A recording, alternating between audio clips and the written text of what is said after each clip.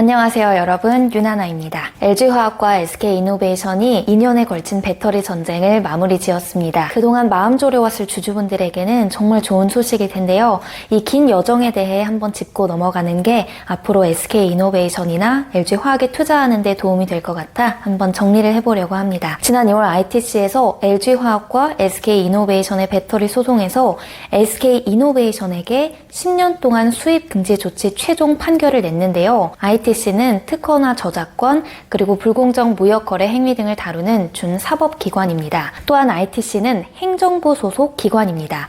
그래서 ITC의 최종 판결은 대통령의 승인을 받아야 확정됩니다. 그래서 바이든 정부의 거부권 사용 여부에 모두의 관심이 쏠리고 있던 상황이었죠. 왜냐하면 거부권을 행사하지 않을 경우 미국 또한 막대한 피해를 입는 상황이었기 때문인데요.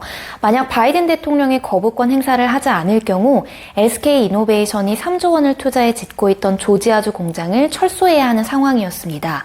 이렇게 되면 조지아의 일자리 공급에 큰 타격을 입기 때문에 정치적으로 바이든에게 마이너스가 되는 상황이었죠. 또한 미국의 친환경 에너지 정책에 차질이 빚어지는 것은 물론 배터리 공급에 있어 차질이 생기면서 특정 배터리 업체의 의존도도 심화될 수 있기 때문입니다. 그래서 SK 김준 사장은 이 사태를 해결하기 위해 미국으로 장기 출장을 떠난 상태였고, 조지아주의 민주당, 공화당 의원 모두 바이든 대통령이 거부권을 행사하도록 압력을 가하고 있었죠. 의원들은 바이든 대통령에게 조지아 공장에서 창출될 수천 개의 일자리를 위해서 거부권을 행사할 것을 요청하는 편지도 보냈죠. 하지만 그동안 대통령이 ITC의 결정에 거부권을 사용했던 사례는 지난 10년간 진행된 600여 건의 소송 중 단 한 건에 불과했습니다. 2013년 오바마 행정부는 공익을 이유로 애플과 삼성 간의 분쟁에서 ITC의 결정을 거부했습니다.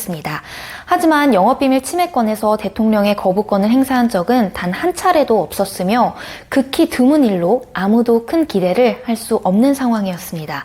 더군다나 그동안 미국은 중국을 겨냥해 지적 재산권에 대한 중요성을 강조하고 있던 터라 영업비밀 침해에 거부권을 행사한다는 건 미국의 정책 방향과 상충되는 것이었죠. 그렇기 때문에 양사의 합의는 그 어느 때보다 불투명했고 끝날 때까지 끝난 게 아닌 소송이었습니다. 그래서 결국 모두에게 희소식으로 다가온 합의 소식이 전해졌는데요. 이번 합의를 통해서 SK이노베이션이 LG에너지솔루션에게 총 2조 원을 배상하게 되었습니다. 기존의 SK이노베이션 측은 약 1조 원, 그리고 LG에너지솔루션 측에서는 3조 원 이상을 요구했지만 양사가 조금씩 양보하면서 현금 1조 원, 로열티 1조 원으로 결정이 되었습니다. 시장에서는 향후 10년에 걸쳐 로열티 1조 원을 납부할 것으로 전망하고 있고요. 현금 1조 원은 2년에 걸쳐 납부할 전망입니다. 할인율 3% 적용 시 현재 가치 1.8조 원 수준을 납부할 것으로 보입니다. 또한 국내외 파생 소송도 모두 취하하고 향후 10년 동안 추가 쟁송도 하지 않기로 합의했습니다. 이러한 소식에 바이든 대통령은 성명을 통해 미국의 노동자와 자동차 산업의 승리라고 말했습니다. 그럼 LG에너지솔루션과 SK이노베이션은 이번 소송 합의를 통해서 어떻게 될까요? 네, 먼저 LG에너지솔루션은 합의금으로 미국에서 증설할 자금을 마련했다는 점에서 긍정적으로 볼 수 있습니다. 또한 그동안 배터리 관련 송쟁에 관한 불확실성들이 포괄적으로 모두 해소됐다는 점이 있습니다.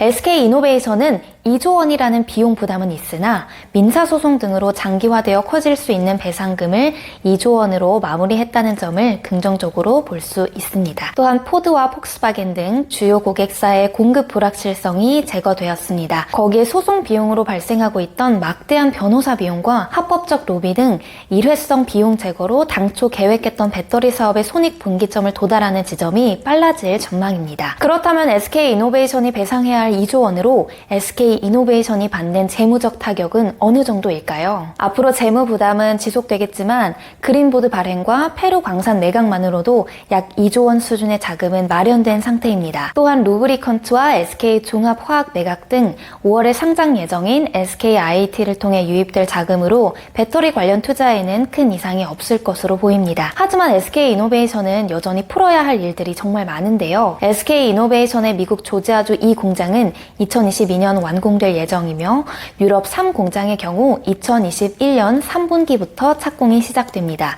향후 몇 년간 투자는 공격적으로 해야 하는 상황이지만 재무 부담은 지속되고 있기 때문에 아직 적자를 내고 있는 상황에서 실적에 대한 기대와 캐시플로우에 대한 상황은 좀 더 지켜봐야 할 것 같습니다. 하지만 합의로 인해 불확실성이 해소됐기 때문에 증권사에서는 모두 목표 주가를 상향하고 있는 분위기입니다. 증권가에서는 그동안 배터리 사업 가치의 극단적인 디스카운트가 해소되어 가파른 주가 상승을 예상하고 있는데요. LG화학의 시가총액 57조 원, 삼성 SDI의 시가총액 46조 원과 비교했을 때 현재 SK이노베이션의 시가총액은 22조 원으로 소송 관련 불확실성 반영의 결과로 상대적으로 과도하게 저평가된 상태이기 때문입니다. S오일의 시가총액 9조 원과 SKIT의 상장 가치 7.5조 원을 감안하면 현재 22조 원이라는 시가총액에 반영된 배터리 사업의 가치는 2조 원에서 3조 원 수준에 불과한 것으로 추산되기 때문입니다. 그래서 전체적으로 보면 LG화학이 많이 양보를 한 세틀멘트였기 때문에 오늘 LG화학의 주가는 크게 변동이 없었지만